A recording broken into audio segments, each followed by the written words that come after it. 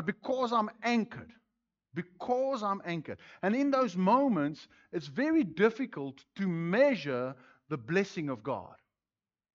It's very difficult when the car's just broken, the tires are flat, to say, well, I'm blessed. You see, in the moment, you can't. Because you don't measure relationship in moments. You measure relationship in decades. There's nothing more foolish than on Facebook. I've just seen it. Facebook, the new couple on Facebook.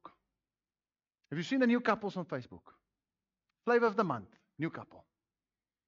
They put selfies and kickies and they're all in love here at the beach and sharing a milkshake, doing Lady and the Tramp.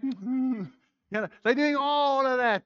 And they're like, put a celebration. We have been dating for 6 months.